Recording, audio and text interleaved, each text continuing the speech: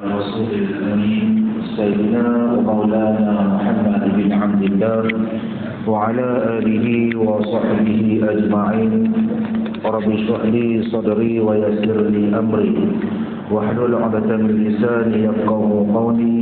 اللهم بارك لنا فيما بقي من حياتنا وتقبل أعمال عنا في الدنيا واجعلنا من الناجحين والفائزين وممتازين في الآخرة. اللهم إنا نعوذ بك من البرص والجنون والجزام ومن سيء الأسقام. حسبنا الله ونعم الوكيل ولا حول ولا قوة إلا بالله العلي العظيم. أما بعد. Sebelum kita memulakan doa kita pada malam ini, mari bersama-sama tuan-tuan, puan-puan, para jemaah Allah Subhanahu wa taala sekalian, sama-sama kita buka dengan kita seorang sekali umur kita. Kita hadiahkan kepada baginda kita Nabi Muhammad sallallahu alaihi wasallam seluruh keluarga baginda, para sahabat baginda, para alim ulama yang telah pergi meninggalkan kita, dan juga kepada ahli-ahli kita yang telah pun dijemput oleh Allah Subhanahu wa taala. Lahumul Fatihah. أعوذ بالله من الشيطان الرجيم. بسم الله الرحمن الرحيم. الحمد لله رب العالمين الرحمن الرحيم مالك يوم الدين إياك نعبد وإياك نستعين اهدنا الصراط المستقيم صراط الذين أنعمت عليهم غير المغضوب عليهم ولا الضالين آمين يا رب العالمين.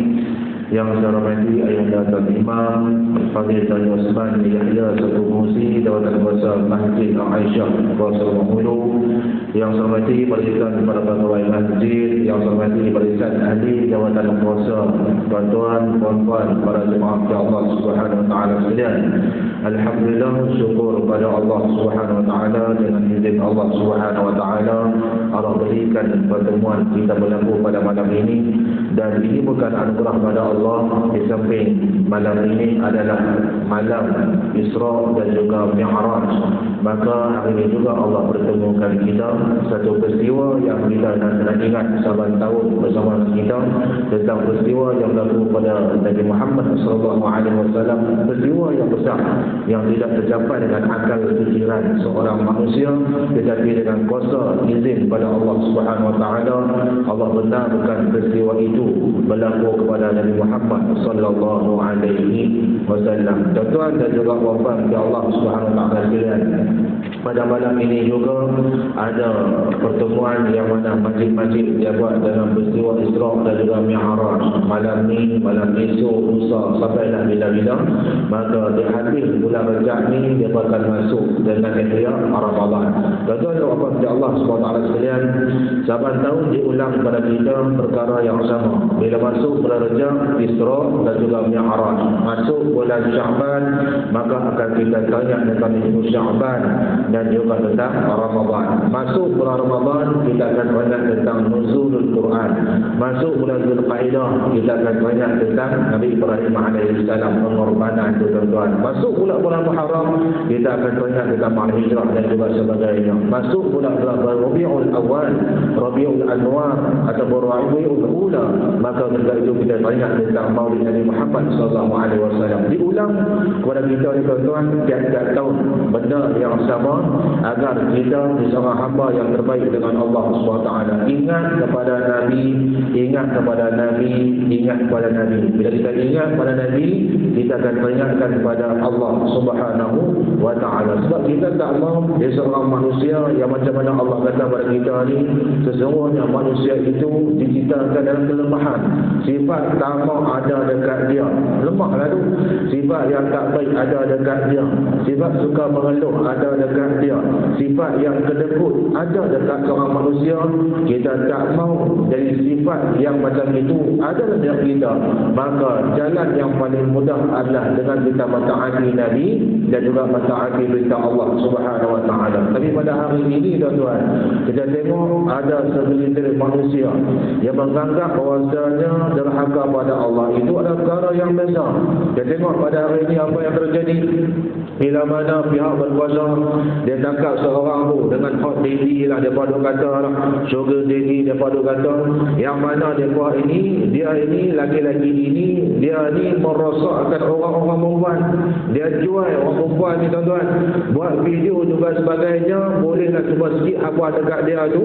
Maka orang-orang perempuan ni tuan-tuan kebanyakannya umur depan dalam 20-an lebihnya tuan-tuan, tak sampai 30, dan mereka adalah penuntut universiti, ada yang tempatan, ada yang swasta tuan-tuan. Yang tu yang terjadi fakta diberikan kepada kita ni tuan-tuan, dan kita nak ingat bahawasanya ini perkara yang akan berlaku di akhir zaman.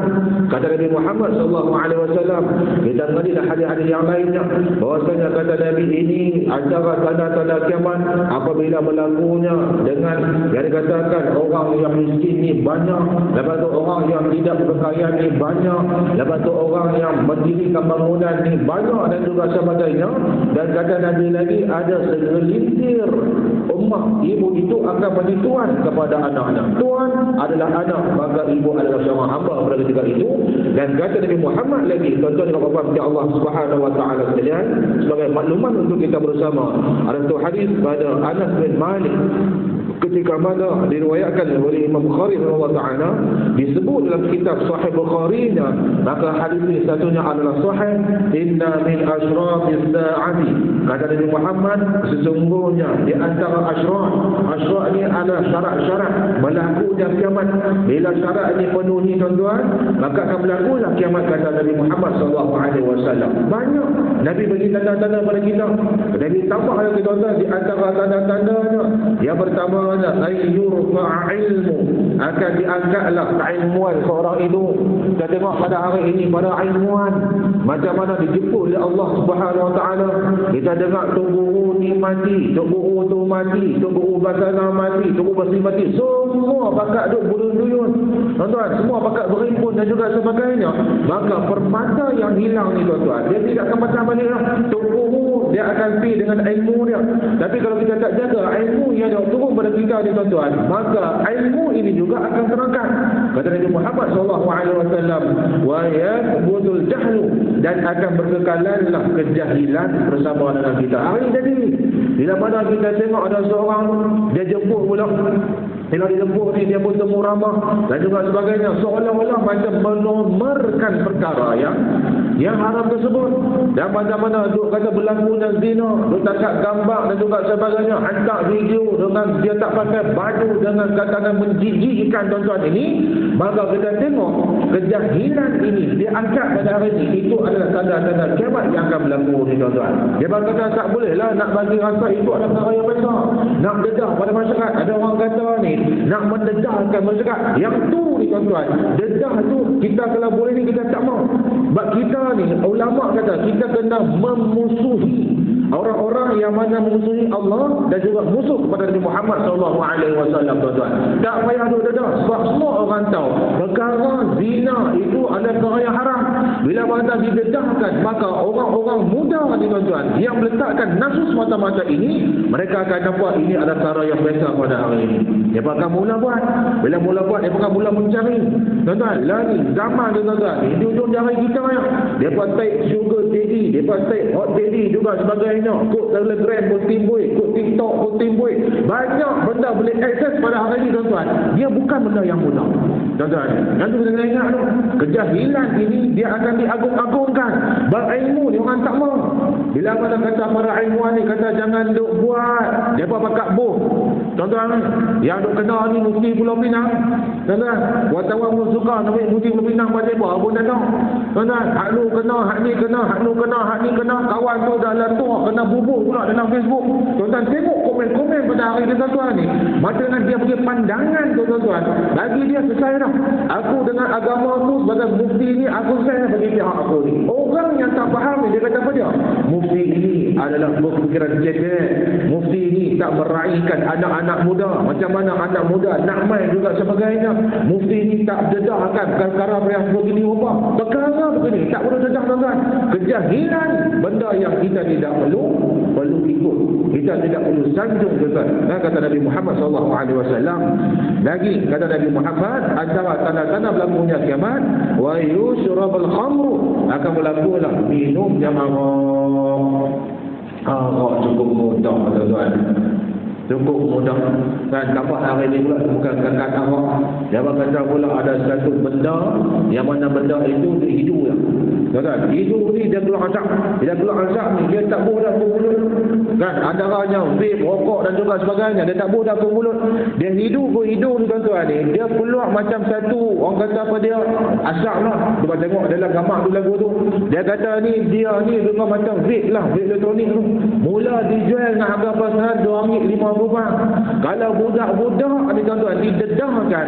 Seorang budak ni tuan-tuan dia bawa dalam poket dia pergi main dengan kawan dia dekat padang bola. Contohnya aku beli kat kedai tu RM2.50 yang hang dah ada hang rasa dia mula tuan-tuan ni. Benda yang begitu rupa ni tuan-tuan ni bukan setakat arak dah, benda-benda yang lain juga dia akan menormalkan perkara yang haram dalam kehidupan kita ni kalau kita tak jaga ni tuan-tuan ni. Yang berikutnya kata Nabi Muhammad SAW, wa yadhharu zina, dan akan nyatalah perbuatan zina itu sendiri. Tuan-tuan, zina jadi biasa pada hari ini. Tuan-tuan berlaku. Nah dulu saya bisa sentuh dah. Depa pakai tukar pasangan berlaku pada hari ini. Jijik benda laku tu tuan-tuan. Zina macam biasa dah. Bukan kata zina tuan-tuan hanya hubungan kelamin sahaja. Bahkan zina itu juga boleh jadi dengan pandangan mata, boleh jadi dengan tangan, boleh jadi dengan lidah, boleh jadi dengan telinga. Tuan-tuan, anak-anak muda kita pada hari ini, depa ni tak heran dah dalam bab-bab sunnah rumah. Pegang tangan itu biasa, naik motor sekali itu biasa.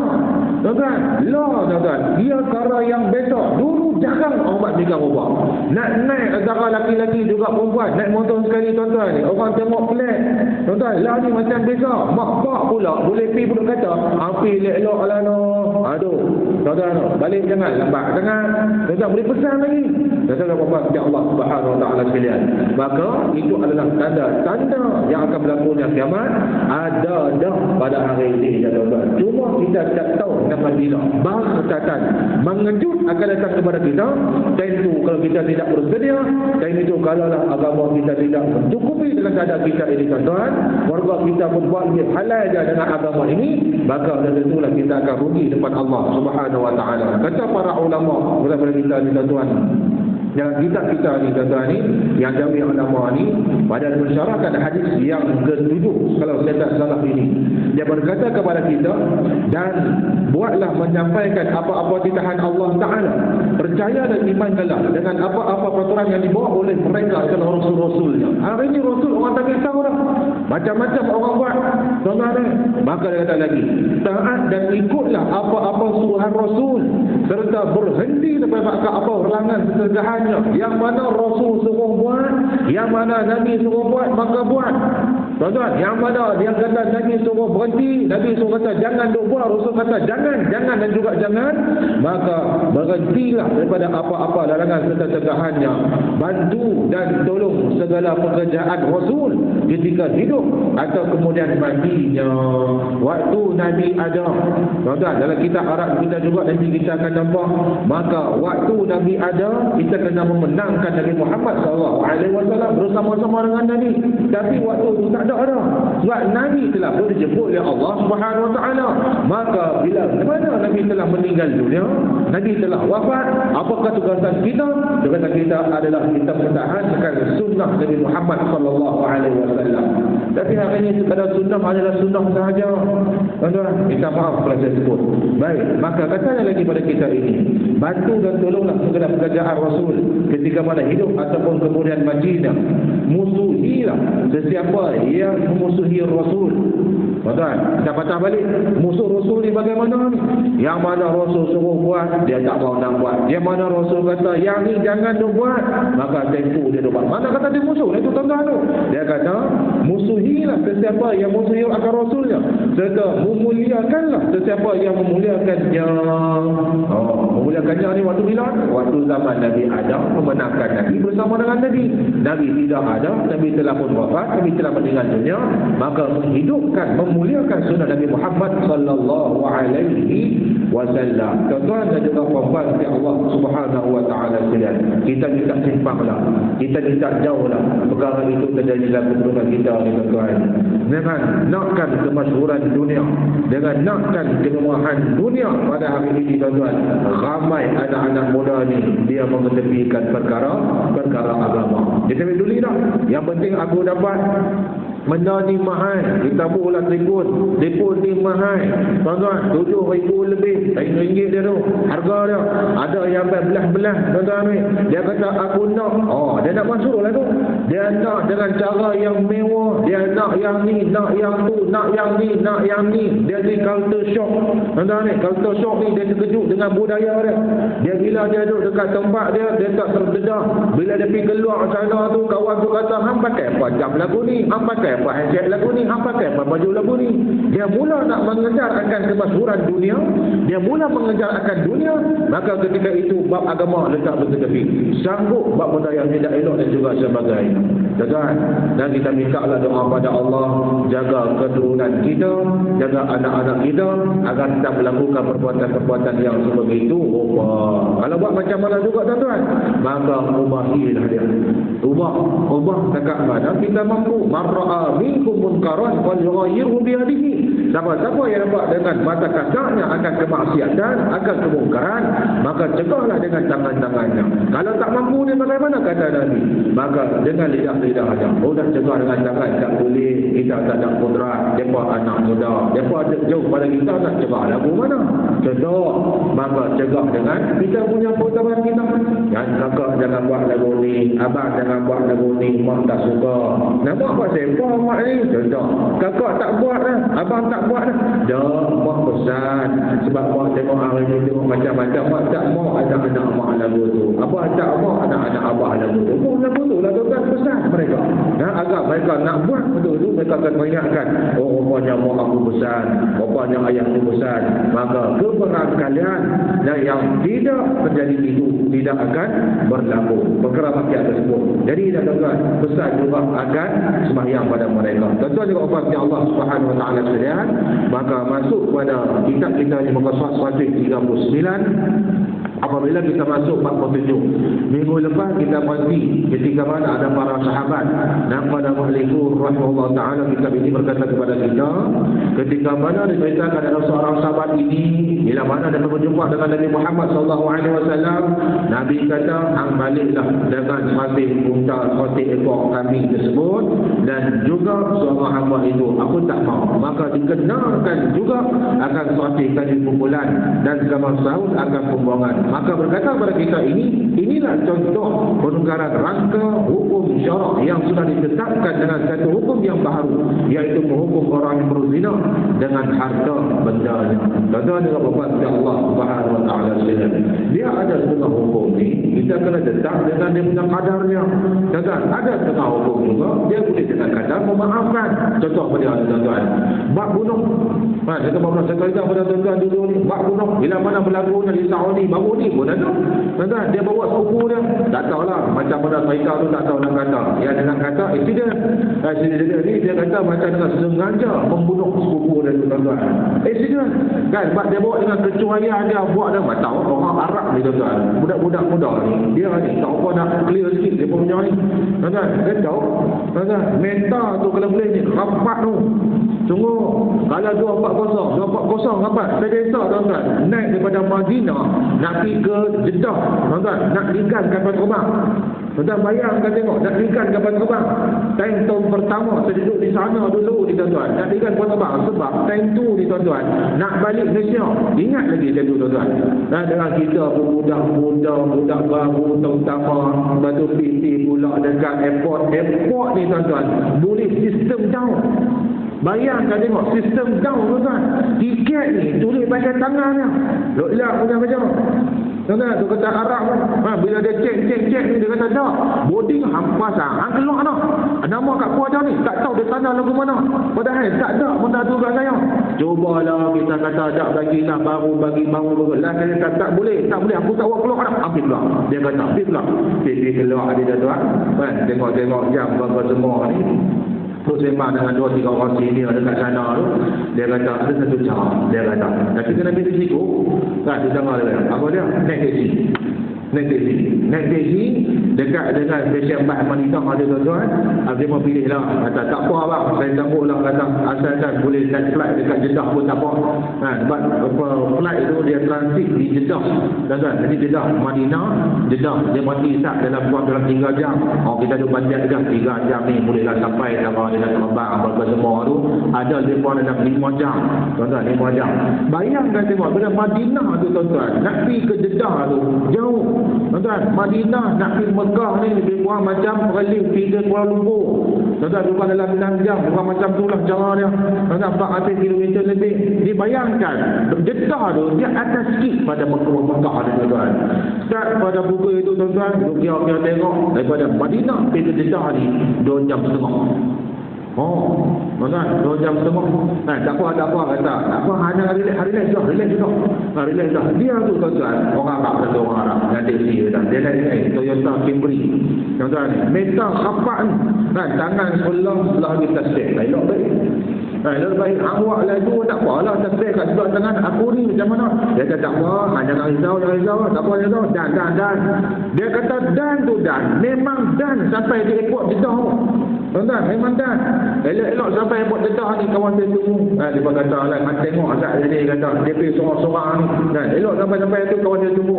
Dia kata tiba-tiba ada lah tak tahu lah Arab tu. Ada Arab yang elok, ada Arab elok. Arab yang elok ni dia kata pada dia, minta Malizi. Hang dia orang Malaysia ke? Hukum Malaysia lah ni. Kuala Lumpur dia Kuala Lumpur. Ya Allah dia kata. Cepat dia kata cepat.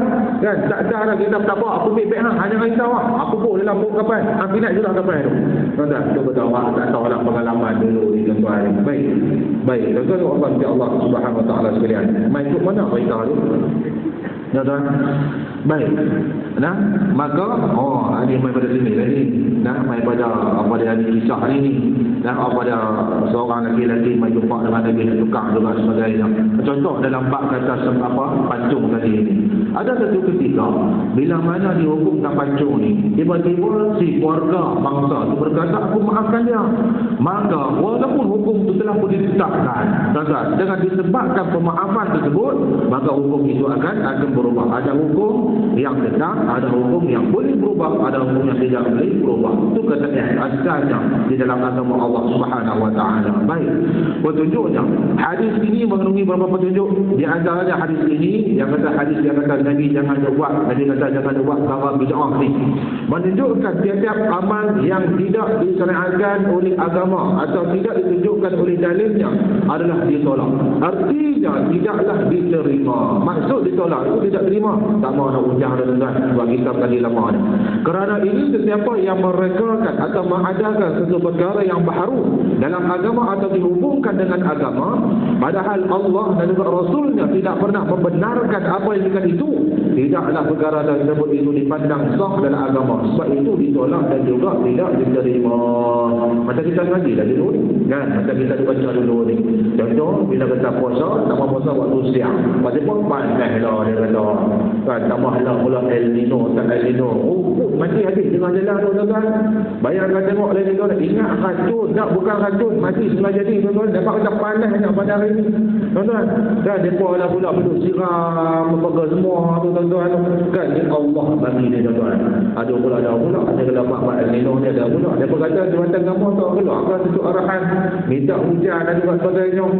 Tu kata tu kita ada tuan-tuan kan, waktu hujan tak boleh, waktu panas tak boleh. Tu kata kita suka mengeluh tuan-tuan kan. Tapi tak apa, nak minta kepada masalah, minta Allah ma'arifna ya Allah, Allah ma'arifna ya Allah, Allah ma'arifna ya Allah, hujanilah kami ya Allah, hujanilah kami ya Allah, hujanilah kami ya Allah, wala taj'alna minal qanitin, janganlah jadikan kami ini dalam yang kontang-kontang dan juga sebagainya. Minta kepada Allah, tak ada masalah apa tuan-tuan.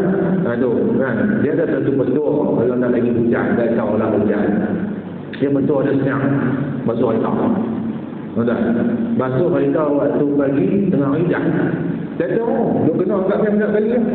Tak tahu lah tuan. Kalau basuh kereta ni, kalau basuh kereta lama tak hujan, tiba-tiba pagi basuh kereta tu, jadi. Kan, besok tak basuh kereta ambil kedok. Kan, baby. Payah lah dia. Dia tu contoh lah. Tu kata bid'ah pula tu. Rapat dah lah betul tuan. Kan. Kebetulan hari itu tak hujan. Yang keduanya, menunjukkan bahawa tidak dapat beramal dengan satu amalan yang keluar pada hukum syarak atau yang menyalahinya. Juga tidaklah dapat diterima alasan orang yang berbuat kejahatan mengatakan bahawa ia tidak mengadakan kejahatan itu, ia hanya berbuat menurut apa yang telah diadakan dan telah banyak dikerjakan orang lain sebelumnya. Ini jenis bayang. Dan duk kata nenek moyang kita buat dulu tak buat pun. Dia dulu tu tuan-tuan. Dulu tu aku buat macam ni lah. Dulu aku tahu ada kawan aku buat lagu ni lah. Mungkin dulu ini dulu kala ini pengetahuan itu tidak sampai kepada mereka. Sekarang ini jalannya mudah-mudah. Tuan-tuan, benda ni mudah. Yang ni kita tahu adalah salah. Rupanya dulu ni salah. Rupanya contoh. Kita contoh. Maka ada yang dahulu ini termasuk dalam perkara yang khurafat. Tuan-tuan, termasuk juga dalam perkara yang bid'ah. Masuk juga dalam perkara yang menyesatkan. Maka perkara-perkara ini tuan-tuan, kalau kita tahu akan kebenarannya, kita kena meninggalkan. Sebab takut kalau perbuatan itu kita lakukan, amalan itu kita lakukan, kita teruskan, bermakna amalan itu adalah sia-sia sahaja, mardud. Banyaklah itu. Dan contoh mudah khurafat daripada dia. Khurafat dia kafir pada bid'ah tuan-tuan. Khurafat dalam agama. Contoh daripada dia. Contoh dia tolak hujan. Tolak hujan, main musim kenduri. Contohlah main musim kenduri ini hidup lepak kain buruk ni atas rumah. Pasal apa ni? Sebab dia kata dia lepak dalam rumah lah sebab nak halau hujan, tak mau hujan dah, nanti kaitlah balik. Dan dia dah lagu tu. Tuan-tuan, agama ajak lagu tu tak boleh. Jadi perkara itu adalah berkaitan dengan agama. Maka buat perbuatan tiga rukuk ini yang pertamanya boleh jadikan ia sebagai mensyirikkan Allah Subhanahu Wa Taala dan juga boleh jatuh dalam perbuatan yang bid'ah di dalam agama. Contoh lagu tu. Jadi banyak lagi. Beli kereta baru. Bila beli kereta baru ni, piknik tepung mana-mana ni, pergi tawak satu kereta tu. Ada jenis tu. Kan? Bila mana-mana pula ada hidup buruk, mana ada puing-puing, bagai semua tu. Batuk pun lah dengan bedak sejuk. Ada apa bedak sejuk? Kan? Bedak sejuk, bagai semua tu. Lepas tu buruk ni, bila keliling kereta baru ni. Kan? Bila rejih-rejih, bagai semua tu juga sebagainya. Tuan-tuan, takut perbuatan itu adalah mardudun, tidak diterima. Takut seperti itu tuan-tuan. Baik. Dia kata apa dia ni? Dulu orang buat tak apa pun. Dulu lah kita dah tahu dah. Janganlah dia buat. Kereta baru pun kalau nak accident juga tuan-tuan. Kan cuba pulang showroom tengok. Hampir belah lori. Kemek tuan-tuan. Tak perlu tunggu baca doa. Tuan-tuan, kalau otak kita tak betul, buat kereta jangan lagu tu. Habis kereta tu. Tuan-tuan, baik. Terima Allah Subhanahu Wa Taala sekalian. Seterusnya, menurut kata Imam Nawawi bahawa pada hadis tersebut dibagi dalil satu, lepas tu ada satu di bawah. Dia kata apa dia ni? Wa fihi dalilun ala anna man ibtada'a fi din bid'atan la tuwafiqu syara' fa ithmuha 'alayhi wa 'amaluha mardudun 'alayhi wa annahu yastahiqqu al-wa'id. Katanya. Apa yang kata tu? Al-Imam Nawawi rahimahullahu ta'ala bahawa orang yang mengada-ngadakan satu dalam agama bid'ah yang tidak sesuai dengan syarak, maka ianya adalah berdosa dan amalannya itu dikembalikan kepadanya, wa annahu yastahiqqul wa'id, dan dia akan mendapat amaran keras. Kerana Nabi Muhammad sallallahu alaihi wasallam bersabda, man ahdatha hadatsan aw awa muhditsan fa alaihi la'natullah. Siapa yang buat perkara yang baru ini, maka katanya Nabi Muhammad sallallahu alaihi wasallam bersabda, buat perkara bid'ah dalam satu perkara ini yang mana ianya diada-adakan mengutukan Allah Subhanahu wa taala, maka dikenakan kepadanya fa'alaihi la'natullah, dia akan kena laknat Allah Subhanahu wa taala. Apa maksud laknat? Maksud laknat adalah al-bu'du an rahmatillah, jauh dengan rahmat Allah Subhanahu wa taala. Buat benda ni tak kena, buat benda tu tak kena, buat masa ni tak kena. Ada duit banyak tapi rumah tangga tak bahagia. Ada harta banyak tapi rumah tangga kecil. Ada macam-macam tak bahagia dalam mana. Tuan-tuan, macam-macam. Dan yang kata ni jauh dengan rahmat pada Allah Subhanahu wa taala. Sebab tu kita kena ingat. Ada hadis yang lain juga Nabi sallallahu alaihi wasallam bersabda, dia kata kullu bid'atin dhalalah wa kullu dhalalatin bid'ah wa kullu bid'atin dhalalah wa kullu bid'atin dhalalah. Dan juga sampai lagi tak ingat baca macam mana maksud hadis itu tuan-tuan. Setiap perkara yang bid'ah itu adalah sesat, wa kullu bid'atin dhalalah wa kullu dhalalatin finnar. Dan setiap yang sesat itu adalah tempatnya dalam neraka Allah Subhanahu wa taala. Sebab tu Nabi berkata wa annahu yastahiqqul wa'id, orang yang buat perbuatan demikian rupa ini dia akan mendapat al-wa'id. Wa'id daripada dia balasan yang buruk daripada Allah Subhanahu wa taala. Yang pertamanya jauh dengan rahmat Allah Subhanahu wa taala, laknat daripada Allah. Yang keduanya kita faham ada hadis yang lain Nabi SAW berkata perkara bid'ah ini menyesatkan, dan menyesatkan itu adalah di dalam neraka Allah Subhanahu wa taala. Tempat yang tak lain bukan dalam neraka Allah Subhanahu wa taala. Tuan-tuan dan puan-puan ya Allah Subhanahu wa taala sekalian, maka itu adalah kitab kita yang kita ada baca ni tuan-tuan. Maka saya nak ulang balik pada tuan-tuan, dia katakan kepada kita wa liya'lam anna mutaba'ata la tatahaq illa idza kana al-amal muwafiqan li syari'ati fi umur sittah. Jadi ulang balik dia tuan-tuan. Nah, ada 6 perkara yang mana kalau kita nak ikut satu benda tersebut, pastikan ada 6 benda ini yang mana perbuatan kita ini adalah bertepatan dengan syariat. Yang pertamanya adalah sebab. Nah, wa dzalika bi annahu yaf'alu insan ibadatan li sabilillah yaj'al Allah Ta'ala sebab. Contohnya adalah dengan cara sembahyang. Sebab yang pertama adalah dengan contoh sembahyang yang saya bilang dulu ni tuan-tuan. Sebab dan contoh dia sembahyang. Sembahyang dengan sebab dia masuk ke rumah, lain. Sebab masuk ke masjid dia sembahyang, lain. Sebab masuk ke rumah dia sembahyang, itu lain. Maka dengan itu dia sembahyang disebabkan dia masuk ke rumah, maka sembahyangnya itu adalah tidak diterima. Walaupun asal sembahyang itu adalah disyariatkan, tetapi dikorinkan ataupun dikepitkan, dibersamakan sebab itu yang tidak sepakat dengan syariat, maka perbuatan sembahyang ini tidak diterima. Yang pertama sebab. Yang keduanya jenis ini tuan-tuan, ini dia bagi contoh kepada kita dalam bab ibadat korban. Dan kita masih ingat dulu ni, tiba-tiba dia nak korban dengan unta boleh, dia nak korban dengan kerbau boleh, dia nak korban dengan lembu boleh, dia nak korban dengan kambing pun boleh. Tiba-tiba dia nak buat keluar biasaan, dia dikorban dengan kijang contoh, dia dikorban dengan pelanduk contoh, dia dikorban dengan rusa ataupun dikorban dengan kuda. Benda-benda yang bukannya al-an'am, maka ketika itu jenis yang tak sama, maka ibadat korbannya tidak diterima. Macam apa? Sebab syariat ajak lagu lain, dan agama ajak lagu lain. Kata yang boleh itu adalah apa dia ni, unta, kerbau, lagi pada lagi lembu, lagi pada lagi kambing. Yang ni pergi pula buat main kepada kuda seekor minta korban, maka tak boleh kan? Sebab dalam ilmu fiqh dia disebut sembilan ubah. Yang ketiganya adalah qadar ini termasuklah bagi contoh kepada kita ini dengan perbuatan mengambil air sembahyang. Contohnya rajulun tawadda'a 4 marratin, seorang laki-laki yang mengambil sembahyang ini wuduk dengan 4 kali basuhan, maka yang keempat itu tidak diterima. Li'annaha, kerana perbuatannya itu zaidatun, satu penambahan ke atas apa yang telah dibawa oleh Nabi Muhammad SAW. Sesungguhnya Nabi SAW ini dia mengambil air sembahyang dengan 3 kali basuhan.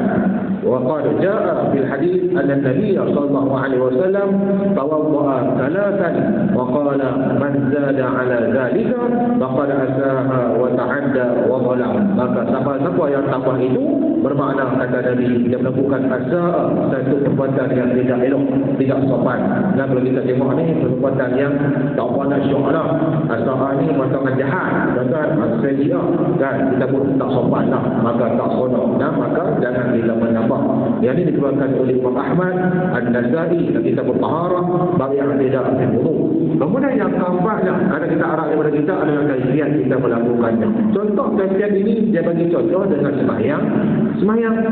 Tiba-tiba sembahyang ni dia nak buat benda lagu-lagu dulu. Orang rokok cakap elok, dia tak mau rokok, dia nak terus dengan duduk tahiyat. Contoh lagu tu. Kan contoh. Ataupun dia nak terus sujud. Maka rokok pun tak ada. Maka kaifiat itu tidak benar dan itulah tidak akan diterima akan perbuatannya. Dia beri contoh lagi dekat sini adalah tentang apa dia ni, sama juga wakala dikala tawadda'a munkisan bi annahu bada'a rajul thumma ra'su thumma yad thumma wajh fal wudu'u batil. Contoh lagi satu, dia bagi contoh ini. Dan kalaulah seorang itu dia memulai sembahyang, dia bermula dengan dia kata bahawa bi anna bada'a rajul bi anna bada'a rijl, dia bermula dengan kaki. Dia bermula dengan kaki, kemudian dia pikul kepala, kemudian pikul tangan, kemudian pikul muka. Tuan-tuan, dia patah balik. Dan sedangkan dalam Al-Quran tu Allah tutup elok dah. Ghassilu bi wujuhikum sampailah habis lah kali barulah kaki. Tuan-tuan, Al-Quran kata lagu tu. Maka dia pun dibuat tu kelainan. Dia basuh dulu dengan kaki dia, kemudian basuh kepala, kemudian basuh tangan, kemudian basuh muka. Tuan-tuan, maka dia kata wudu'uhu batilun li'annahu mukhalaf asy-syari'ah fil kaifiyah, dan wuduk yang dia ambil itu tidak diterima kerana bersalahan dengan syariat yang telah pun dibawa. Baik. Yang kelimanya adalah zaman. Falau shalla salatan qabla dukhul waqtiha fa salatu ghairu maqbulah li'annaha min zamanin ghairu ma haddadahu syara'. Contoh macam dengan orang sembahyang tapi tak masuk lagi waktu. Kalau punya pasal ini tuan-tuan ni dia sembahyang dulu. Tuan-tuan, tunggu jam. Sabar masa. Tuan-tuan, tambah kita agak Langkawi ni tuan-tuan. Pergilah ke orang mana telefon. Dengar kali mengajar. Walaupun sayur, tambah kalau waktu subuh tuan-tuan, lagi dengar bagi jelas. Rumah saya bukan jauh ke mana pun, dekat komplek dulu tuan-tuan. Tu pun dengar azan pada Al-Hana. Tuan-tuan dengar kalau waktu subuh. Kalau kita tiba-tiba lepas bulan subuh, lepas waktu subuh ni ada kuliah, dengar sedikit tuan-tuan. Waktu subuh, orang tak keluar lagi. Maka tunggulah sah. Itu cara. Jangan buat cara yang salah dengan zaman ataupun masa. Kemudian berkata lagi kepada kita, walau duha qabla an yusalli surat al-ain, dan dia sembelih dahulu sebelum dia sembahyang solat hari raya Korban, maka sebenarnya itu tidak diterima. Baik, kemudian juga dia kata lagi kepada kita, walau anna a'takafa bi ghairi zamanihi fa innahu laysa bimasyru'in lakinnahu jaiz, kecuali dalam bab dia kata ini i'tikaf. Dan i'tikaf ini dia tidak ada zaman yang mana tidak disyariatkan untuk dia beriktikaf, maka ketika itu hukum i'tikaf adalah harus, kerana Nabi sallallahu alaihi wasallam aqarra Umar Khattab radhiyallahu anhu al-i'tikaf fi Masjidil Haram hina nazarihi, ketika mana Nabi dia membenarkan Umar Khattab ini dia bercakap di dalam Masjid Al-Haram. Baik tuan-tuan, itu satu bab. Yang berikutnya kita berkata yang keenam, ayakuna amal muwafiq li syari'ati fil makan. Yang keenamnya adalah dengan cara tempat. Contoh yang kita kata kita ini adalah i'tikaf juga. I'tikaf ini di dalam masjid, tidak i'tikaf di rumah, di surau, di madrasah ataupun di sekolah. I'tikaf yang adalah tidak sah. Fantadu lihada al-usul sittah wa tabaqa 'alaiha kullama yaridu 'alaika. Baik, maka dia kata berhati-hatilah. Kalau ada 6 perkara ini, dia selaras, dia selari dengan apa yang kita pelajari, apa yang kita ketahui, maka ketahuilah perbuatan itu bukannya sia-sia. Tepat tuan-tuan, Nabi pun ajar, Allah pun ajar, maka ketika itu amalan kita adalah amalan yang diajarkan oleh agama, dan amalan itu adalah amalan yang diterima, bukannya amalan yang ditolak. Tuan-tuan dan puan-puan, ya Allah Subhanahu wa taala sekalian, sama jugalah macam dalam minggu lepas ni kita berhenti tentang perkara yang bid'ah ni, contoh daripada oleh tuan-tuan, macam dalam dia terbeli ketika mana azan kedua berkumandang, kemudiannya dalam bab wali, kemudiannya lagi dia kata lagi contoh yang ketiga ini adalah kalau faraqa rajul imra'atahu, kalaulah seorang suami dan menceraikan, mentalakkan istrinya wa hiya haid, ketika mana haid, fahal yaqa'u talaq aw la, adakah akan jatuh talak, cerai kepada isteri ataupun tidak. Kan jatuh cerai, tapi dekat ada bid'ah. Bid'ah dia adalah bid'ah. Nah, bid'ah mana kata jatuh cerai itu tetap jatuh, tapi hukumnya tak sah lah. Kan kalau kita kata ini hukumnya adalah haram menceraikan isteri dalam keadaan haid. Nah, contoh dan betul. Maka ada banyak-banyak benda lagi lah. Tuan yang berhormat Allah Subhanahu Wa Taala sekalian, maka saya rasa cukup dan sampai sekarang di dahulu pada malam ini.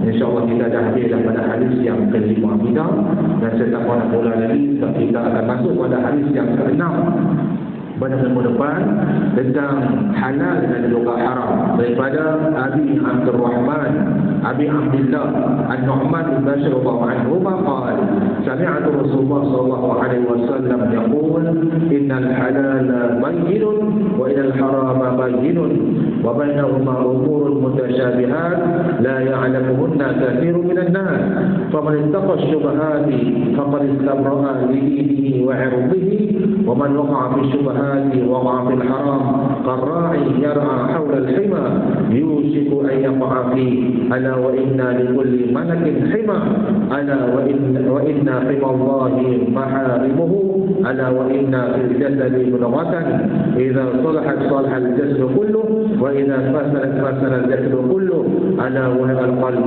رواه البخاري ومسلم. Bukhari mengeluarkan hadis ini dalam kitabnya bab Kitabul Iman, bab fadlu man istabra'a li dinihi, dan juga Imam Muslim mengeluarkan hadis ini dalam kitab Kitabul Masaqat, bab akhadha al-halal wa taraka syubhat, bab dalam perkara mengambil perkara yang halal dan meninggalkan perkara yang syubhat. Halal bagaimana, haram bagaimana, syubhat bagaimana, kita akan mengaji pada pertemuan yang akan datang. Halal itu senang, haram pun senang. Yang kita takut ni perkara yang syubhat. Syubhat ada dua pula. Ada tu dia tahu memang syubhat ini adalah berdosa pada haram, tapi gegah juga dia buat, maka dia menjatuh perkara yang haram. Ada juga yang tak tahu, kan, tiba-tiba dia tahu, maka bagaimanakah statusnya, kita akan mengaji pada pertemuan yang akan datang insya-Allah. Tuan-tuan dan puan-puan Allah Subhanahu Wa Taala sekalian, mudah-mudahan Allah Taala menerima apa yang kita lakukan, dan kita minta kepada Allah, kita mohon kepada Allah berikan kita kekuatan, berikan kita masa lagi untuk sama-sama kita doa Allah Subhanahu Wa Taala, dan mudah-mudahan Allah menerima segala ibadat yang kita lakukan, dan kita minta kepada Allah panjangkan umur kita dengan kebaikan, dan berjumpa dengan Ramadan 1445 insya-Allah. Isra dan juga Mi'raj berlaku pada Nabi Muhammad SAW. Peristiwa yang agung berlakunya perintah tentang sembahyang 50 di kepada Rima, jumpa Nabi Musa. Nabi Musa kata nak balik tunggu 5 pada hari ini, tak ramai orang yang mampu menjaganya. Maka sayang, dan mudah-mudahan anak-anak kita, keturunan kita ini, agar orang-orang yang mendirikan sembahyang, yang mana Nabi perintah sembahyang. Mu'adz bin Jabal pun bila pergi ke Yaman, Nabi pesan dekat dia, ahammu syai'un 'indi, perkara yang paling penting kata Nabi di sisi aku adalah hang dan abang dekat dia jaga sembahyang. Ini juga dengan Umar bin Khattab radhiyallahu anhu, ketika pada dia hantar semua dan kepada yang di bawah pemerintahan dan ketika itu dia kata perkara yang paling aku utamakan adalah sembahyang. Zaman Nabi utama sembahyang, zaman Khulafaur Rasyidin utama sembahyang. Baik zaman kita pada hari ini tuan, tak kata nah, kita adalah yang kena berusaha untuk menjaganya agar sembahyang itu diutamakan dalam apa dua keadaan. Tidak ada sebab, tidak ada alasan untuk orang tak mau sembahyang. Dia kata payahnya, tak payah pada hari ini, yang payah adalah hatinya sendiri. Dan mudah-mudahan Allah Ta'ala akan mudahkan urusan kita insya-Allah. Sekian aqulu qawli hadza wa astaghfirullahal azim li wa lakum. A'udzu billahi minasyaitonir rajim. Bismillahirrahmanirrahim. Alhamdulillahirabbil alamin. Alhamdulillahi wa ni'mahu wa kafiru mazidah. Ya rabbana lakal hamdu kama yanbaghi li 'azimi sultanik. Allahumma shalli 'ala sayyidina Muhammad wa 'ala alihi wa sahbihi ajma'in. Allahumma ighfir lana dhunubana wa liwalidina warham kama rabbawna shighara. وجميع المسلمين والمسلمات والمؤمنين والمؤمنات برحمتك يا أرحم الراحمين. اللهم اجمع جمعنا هذا جمعا مرحوما ولا فرقا معصوما. ربنا افتح بيننا وبين قومنا بالحق وأنت خير الفاتحين. اللهم إنا نسألك العافية في الدنيا والآخرة. اللهم إنا نسألك تمام النعمة برحمتك يا أرحم الراحمين. اللهم بارك لنا في رجب شعبان ورزقنا رمضان وأحيينا في رمضان برحمتك يا أرحم الراحمين.